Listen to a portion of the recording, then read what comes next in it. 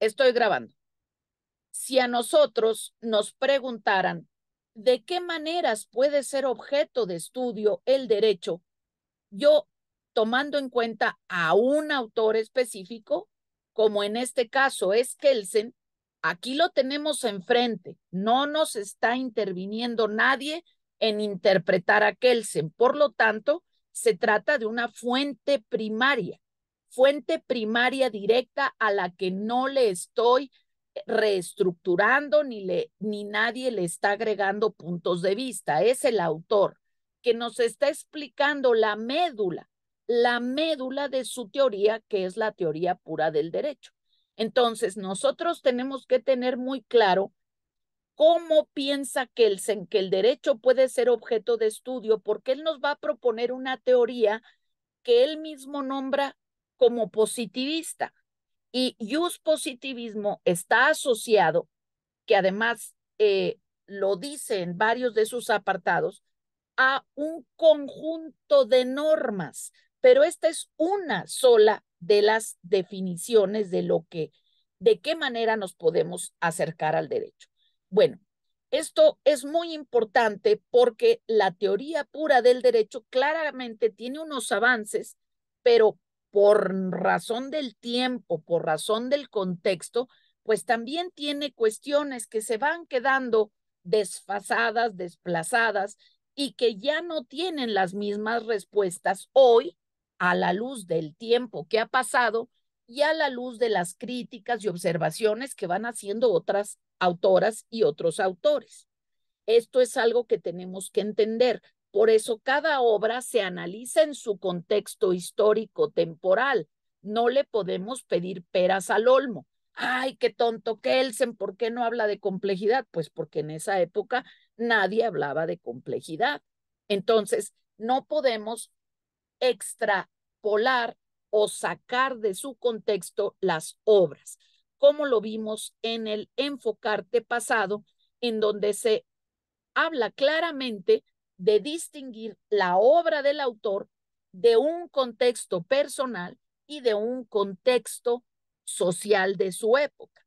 Entonces, no podemos quererle venir a encontrar ahora defectos a la obra a partir de interpretaciones que se hacen del contexto personal del autor de la obra. Esto es muy importante. Entonces, si nosotros, como en el posible examen, preguntamos de qué maneras puede ser objeto de estudio el derecho, pues aquí nos dice que el mira, en primer lugar, puede considerarse de manera sistemática, cuidado, no se me confundan, sistemático venimos a decir en el derecho cuando es algo que tiene ciertos patrones de recurrencia, pero sistémico es mucho más interconexión que patrón únicamente de tiempo. Cuando decimos fulanita o fulanito es muy sistemático, lo que queremos decir es que regularmente hace algo, que hace algo con una regularidad,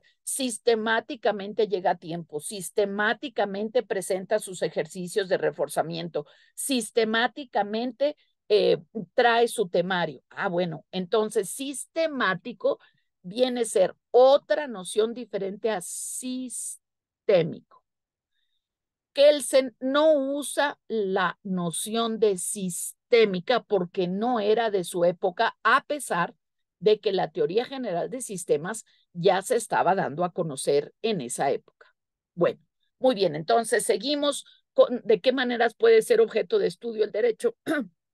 Y entonces tenemos que puede ser usado como un orden jurídico, por ejemplo, hablando de un nivel. Entonces puede ser Francia, puede ser Canadá, puede ser México, puede ser Chile, o puede ser también, hablando de regiones, puede ser el derecho emanado del Tribunal de Estrasburgo en Europa, o puede ser algún derecho emanado en África o de Latinoamérica, como los precedentes de la Corte Interamericana, o algún otro sistema regional o internacional. Muy bien, ya tenemos ahí un primero.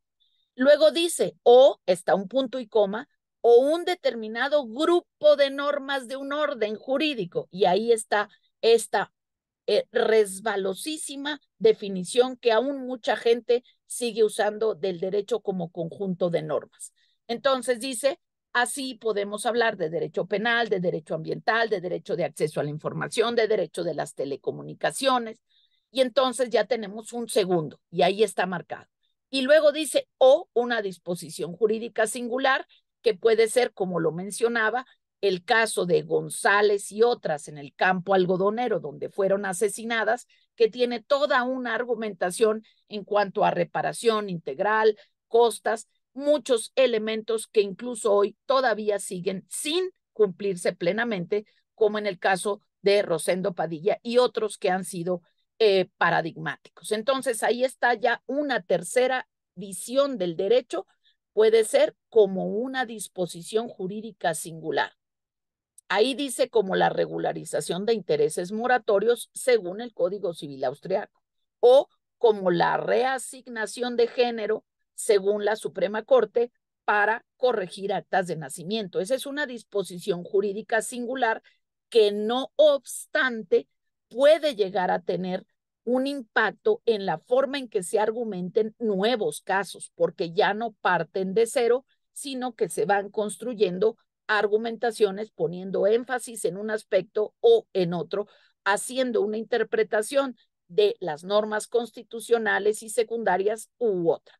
Y luego, ya estamos en la tercera y vamos a la cuarta forma en cómo el derecho puede ser objeto de estudio. Dice, se puede luego pretender aclarar las normas que estén susceptibles de interpretación, dilucidando el sentido como surge en las argumentaciones, en los contratos, en las...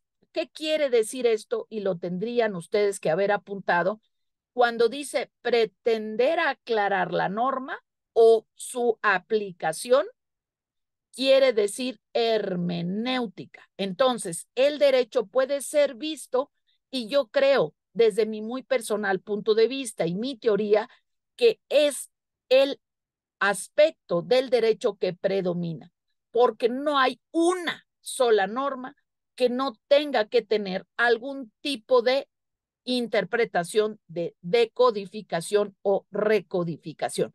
Entonces, la quinta forma en cómo el derecho puede ser visto es como interpretación, como hermenéutica.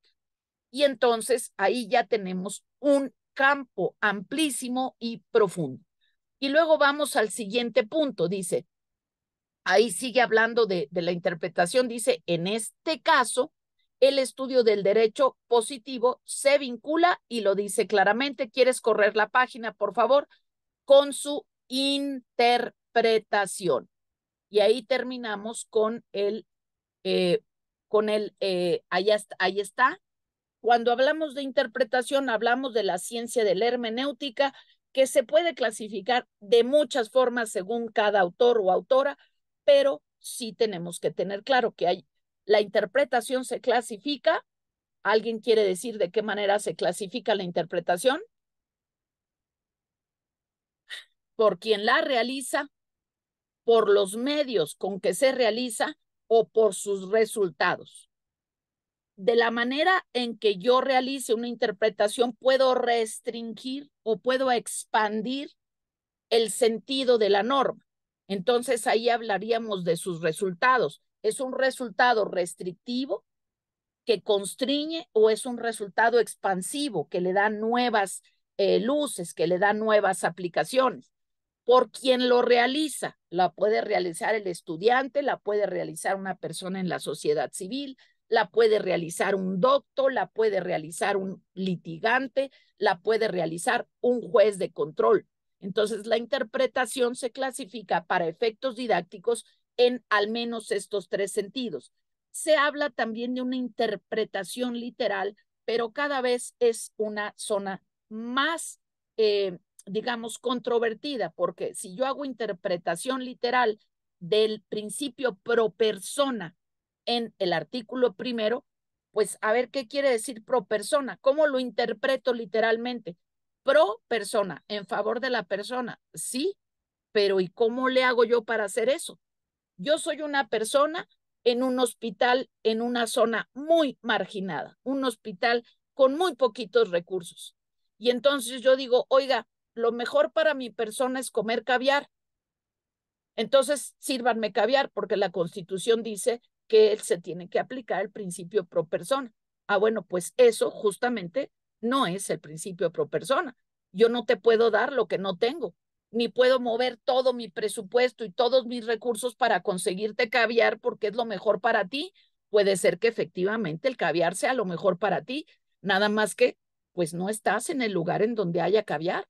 Entonces, el principio pro persona tiene, no lo puedes interpretar literal, porque si cada quien va a pedir lo mejor para esa persona, puede no ser viable. Entonces, como vemos, la interpretación literal tiene sus asegúnes. Bueno, muy bien. Entonces dice, ya, punto y aparte. Y dice, pero también se puede investigar cómo se ha originado históricamente el contenido de una norma o de un orden. Y aquí viene cuáles son sus causas, de dónde surge. Por eso les ponía yo los ejemplos de la Revolución Francesa y antes de la independencia de los Estados Unidos. ¿Cuáles son las causas? ¿Qué detona la Revolución Francesa? ¿Qué detona la Declaración de Independencia? ¿Cuáles son esas causas sociales, económicas, políticas? Y aquí estamos de frente a esta gran distinción de las fuentes del derecho. Y aquí empezamos a hablar de la forma y el fondo. Y entonces dice cómo se ha originado el contenido. Estamos hablando del fondo, pero luego dice cuáles son esos procesos, es decir, cuál es la forma en que se han desarrollado esos contenidos revolucionariamente, pacíficamente, con este documento, con el otro. Entonces, una cosa es el contenido de lo que luchamos, que se llaman fuentes históricas o materiales, y otras son las fuentes formales, de dónde se bebió, qué autores se citaron. Entonces, forma y fondo no son tan sencillos de separar. Hay veces que un fondo se genera con una forma específica y otra forma impide que se genere. Si sistemáticamente no participamos, no interactuamos, pues tenemos unos resultados. Si el profesor, la profesora son los únicos que hablan en una clase, pues definitivamente el fondo de la reflexión y de la participación serán necesariamente diferentes, porque no hay interacción, no hay responsabilidad en haber, preguntar, decir, subrayar. Si no se abre el espacio de participación, malo. Y si cuando se abre no se utiliza por nadie, pues malo también. Entonces, si se fijan, fondo y forma no son tan sencillos de separar y entonces aquí inevitablemente estaremos hablando de las fuentes del derecho. ¿Cuáles fuentes? Históricas y materiales, que son las que dan origen o causan el que se genere una norma. Y las normas formales o los procesos formales que tienen que ver por qué causas fluyen esas fuentes, esos procesos y cómo realmente llegan a configurarse en un documento formal como lo puede ser una ley, una doctrina, una jurisprudencia, etcétera, etcétera. Y luego aquí le pone otro punto y continúa y dice, se puede también, es decir, que lo separa, comparar el contenido de un orden con el otro a los fines de obtener unos ciertos tipos o conceptos jurídicos fundamentales, en donde hablamos de persona, acto jurídico, jurisprudencia. Pero, ¿cuál es esta otra forma de ver al derecho? Esto lo estudiamos con Guillermo Florís Margadán y las utilidades del método comparado. Dice, se puede también comparar el contenido de un orden con el otro, pero no podemos comparar alegremente.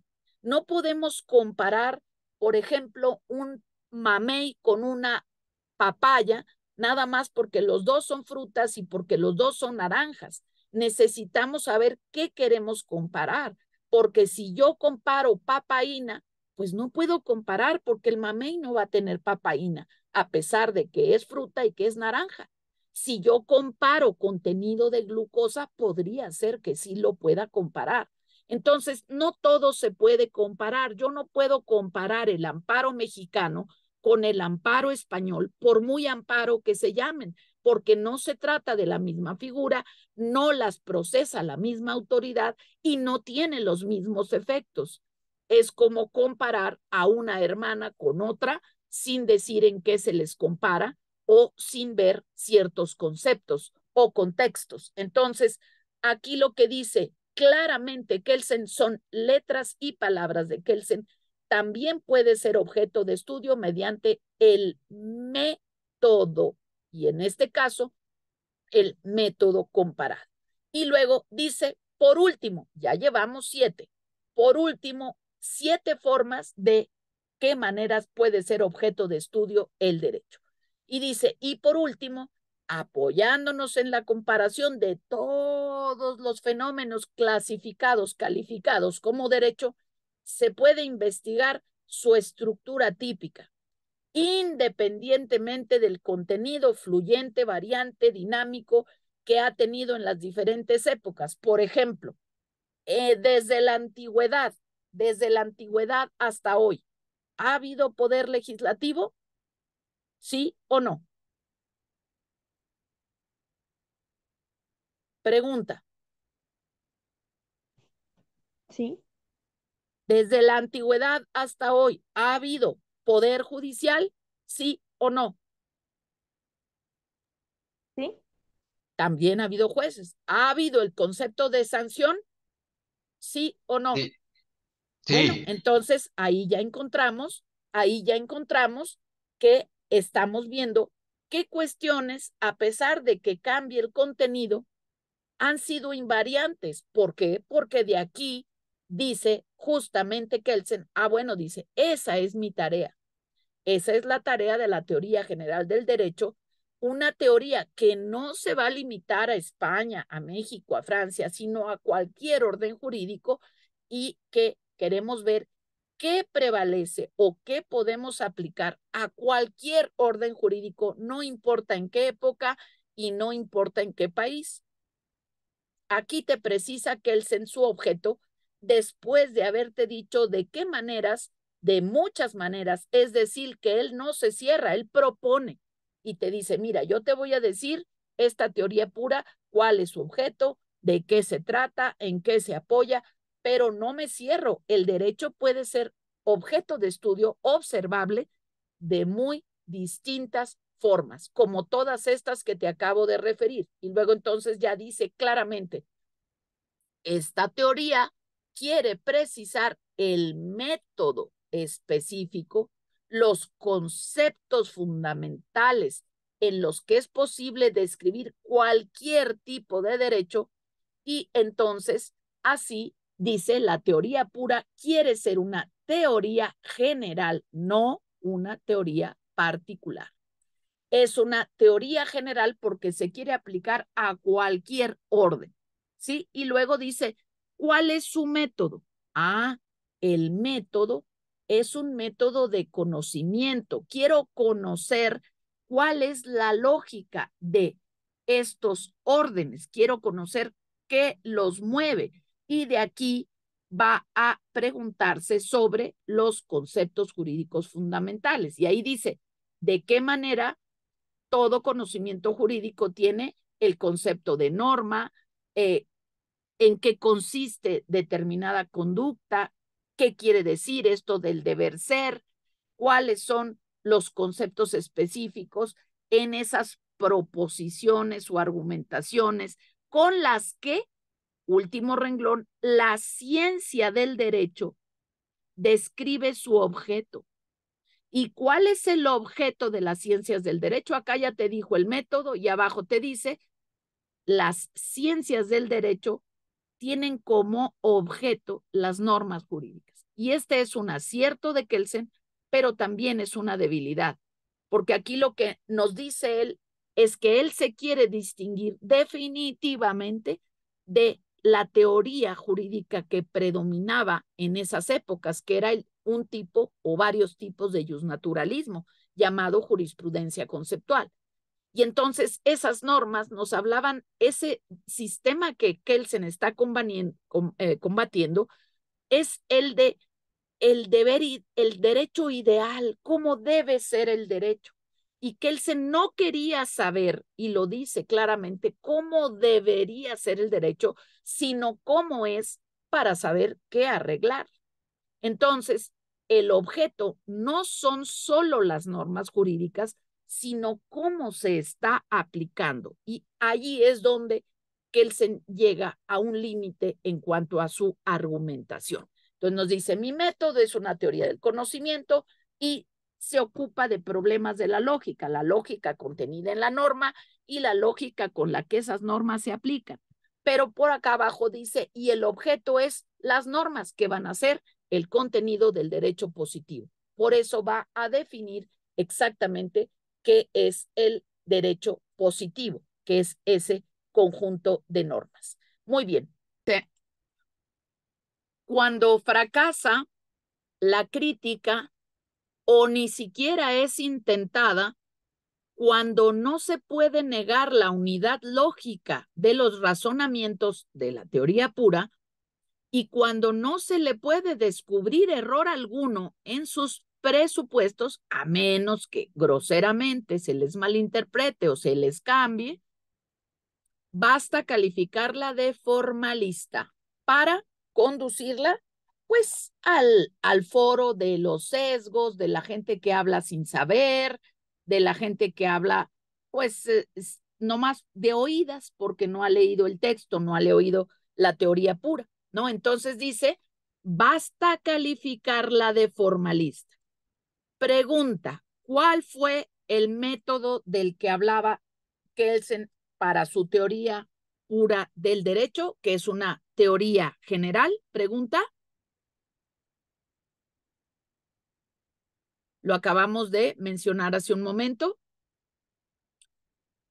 Lo tenemos en la página y dice que el método es un método de conocimiento para dilucidar problemas de la lógica. Bueno, y entonces dice, lo que no pueden es negar que hay una unidad lógica en los razonamientos del derecho que Kelsen resuelve a través de su norma hipotética fundamental. Dice, como los grandes físicos, dice Kelsen, dadme un punto de apoyo y moveré al mundo. Aquí el mundo que tiene su explicación a través de la norma hipotética fundamental, la norma hipotética fundamental que viene a ser nuestra Constitución, es el punto de apoyo, porque a partir de las normas, de los principios positivados para interpretar esas normas, es que nos vamos a mover. Yo tengo unos principios y de repente cae dentro una norma que no los tiene. Ah, ¿cómo va a salir esa norma? Pues a través de la unidad y estos 4 principios del pilar que pusimos. La no contradicción, el principio de razón suficiente con esos principios y el tercero excluido. Entonces cae una norma, ya se validó la norma, ya la hizo el legislador, pero entonces se va, la mandan, la reenvían al Poder Judicial para que la revise a ver si pasa la prueba del ácido. A ver, esta norma es constitucional o no. No solo es constitucional porque ya la hayan hecho con 3/4 partes de las legislaturas y porque ya se aprobó por mayoría especial. No, no, no. Hay que ver su contenido, hay que ver si no contraviene esa unidad lógica que da la norma hipotética fundamental. Si la contradice, esa norma, por muy norma que haya sido hecha según las formas, va a salir, se va a batear. ¿De acuerdo? Entonces dice, basta con que digan, no le encuentran cómo combatir esto, no saben cómo combatir el que una norma, si contraviene los principios, salga del sistema mediante unos procesos formales de interpretación. Entonces, como no saben cómo combatir esto que estoy yo proponiendo, estos principios lógicos para saber qué entra en el sistema y qué sale, entonces me llaman formalista. Dice, basta calificarla de formalista para que los irreflexivos que ni han leído mi teoría, pues entonces digan, sí, Kelsen es formalista porque la lógica es formalista y entonces Kelsen nada más habla de lógica, entonces es un formalista. Y luego, acá está otro de los razonamientos claves de Kelsen con que tenían que haber ustedes respondido. Dice, parte de la ya de por sí problemática entre forma y fondo, entre forma y contenido. Y entonces, ahí dice que los irreflexivos dicen que es incuestionable que el contenido siempre se pone por encima de la forma, porque lo que están criticando es la parte formal de Kelsen. Y entonces dicen, la forma nunca puede colocarse sobre el contenido. Eso dicen los de la jurisprudencia conceptual porque ellos quieren hacerse dueños del contenido. El contenido suyo es intocable, no puede haber nada encima de él. Entonces, por eso dicen, lo que tú estás proponiendo es pura forma. Y entonces la forma va por debajo del contenido. Y entonces Kelsen dice, pero ¿dónde dice eso? ¿Dónde dice que eso es incuestionable? Porque lo que él dice es que la forma también impacta en el contenido.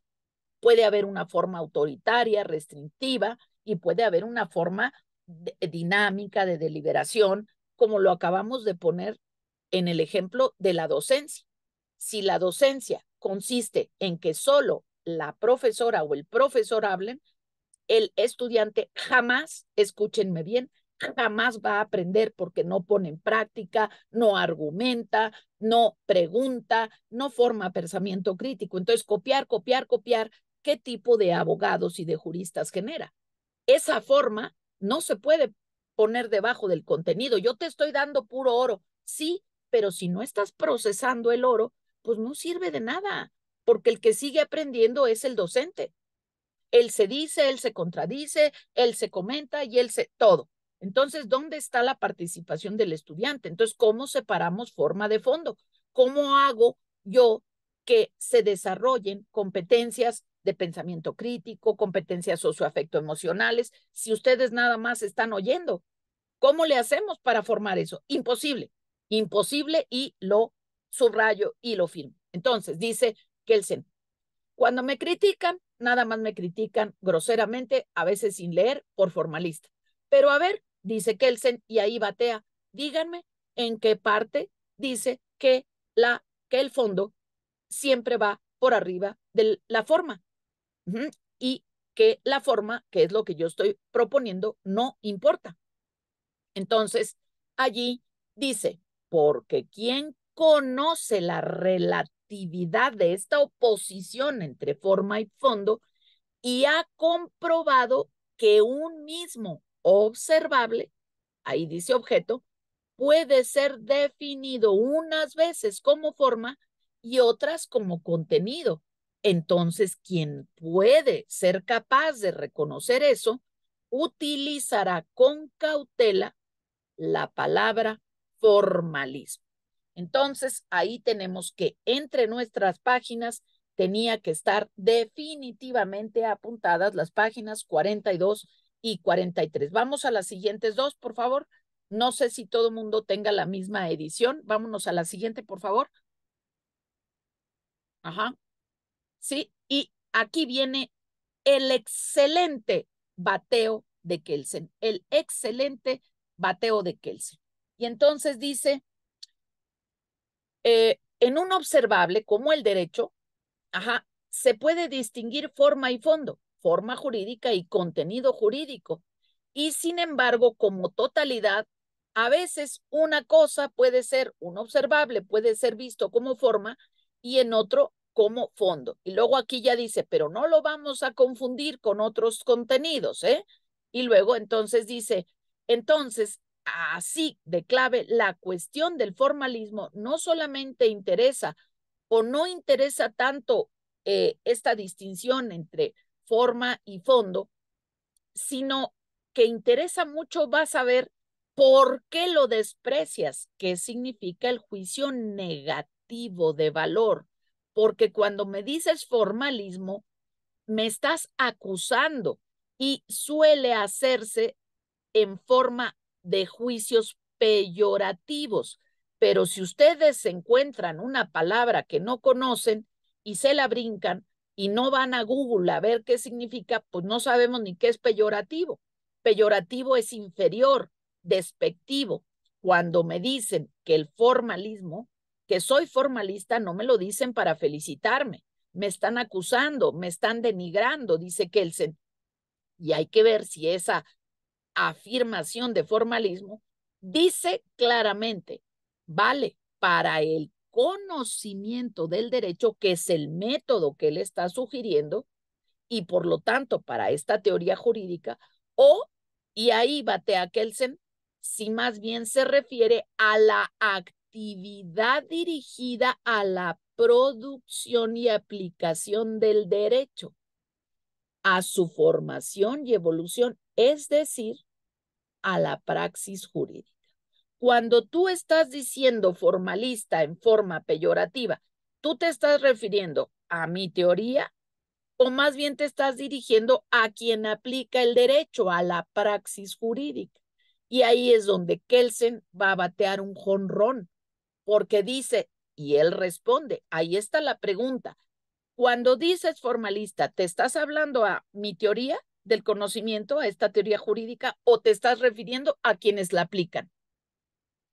Y entonces ahí Kelsen manda el jonrón y dice, es evidente que cuando se habla de un juicio negativo, se está dirigiendo a una praxis jurídica particular, aquella que trastorna el contenido de la norma, la que se ve influida por intereses que en realidad mejor la voy a aplicar de esta manera para favorecer a mi cuate o para favorecer a quien me va a hacer algún favor o a quien me va a dar alguna prebenda, algún privilegio e incluso algún dinerito, ¿verdad?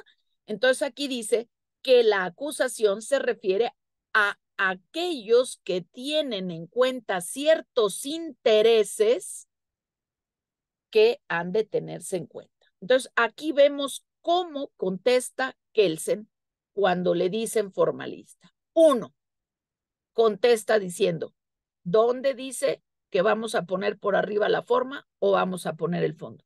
Dos, ¿cómo le hacemos para separar forma y fondo cuando a veces un mismo observable puede ser considerado forma o puede ser considerado forma? Tres, ¿a qué formalismo te refieres? ¿Te refieres a que el conocimiento es formalista o te refieres a que la praxis se aprovecha de las normas para resolver en un sentido o en otro? Tres grandes argumentos, paz, el knockout de Kelsen. Y entonces, así tenemos muy claramente, dice, la acusación se refiere así a la elección que hay que realizar de acuerdo con puntos de vista político.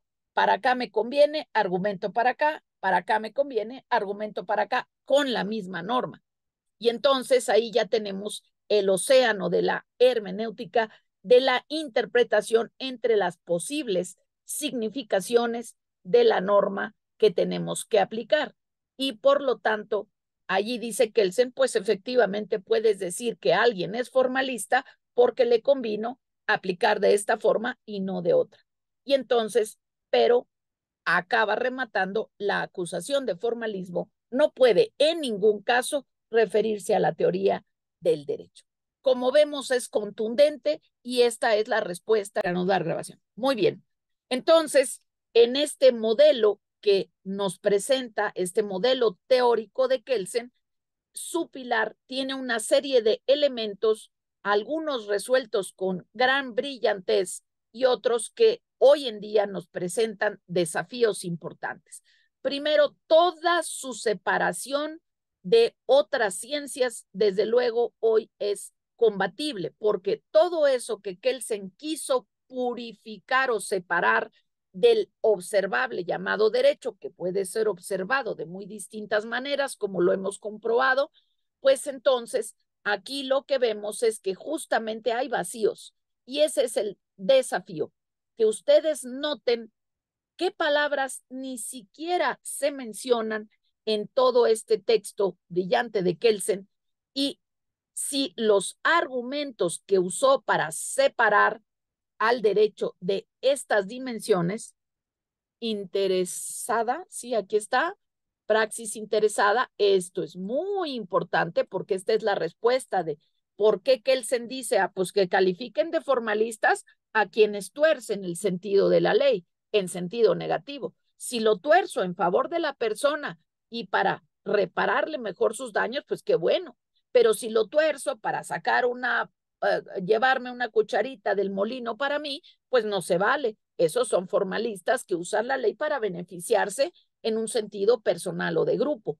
Entonces, aquí tenemos el esquema elaborado por mi persona, aquí en el seminario constructivista, en donde sabemos cuál es el pilar de Kelsen, cuáles son sus aportaciones, y luego en las líneas rojas, las líneas críticas, donde ya los argumentos de Kelsen definitivamente no nos son suficientes y que dan cabida para el desarrollo de nuevas corrientes jurídicas que van recuperando esos huecos, esas partes vagas en neblina o totalmente oscuras de la teoría de Kelsen. Y entonces aquí tenemos muy clarito el antes y el después de nuestra unidad de que es el modelo jurídico dominante, no solo en México, sino en América Latina. Esta forma formalista de interpretar al derecho y definirlo erróneamente como un conjunto de normas. No,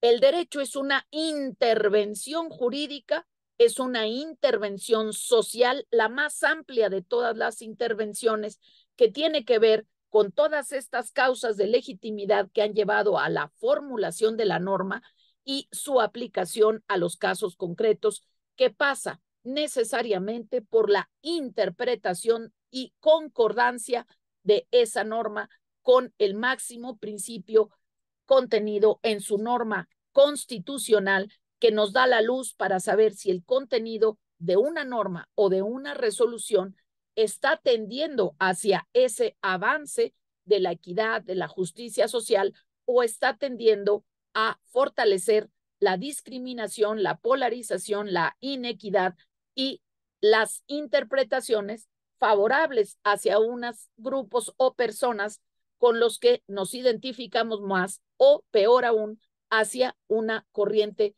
política en donde buscamos cómo favorecer al amigo y cómo perjudicar a quien percibimos como diferente o como enemigo. Aquí con esto cerramos la interpretación del modelo jurídico dominante llamado positivismo, que también podemos confrontar con nuestras nociones originales del derecho, y desde luego diríamos que es erróneo de todo punto decir que el derecho es un simple conjunto de normas. Podemos tener la Torre de Alejandría o la Torre de Pemex o la Torre Latino llena de normas jurídicas, y no, eso no sería el derecho, porque el derecho son los comportamientos humanos y la forma en cómo resolvemos los problemas de convivencia de manera obligatoria, coactiva, coercitiva, y de ninguna manera puede ser bajo una interpretación restrictiva y que deconstruya los grandes avances de la corriente de los derechos, deberes y libertades fundamentales.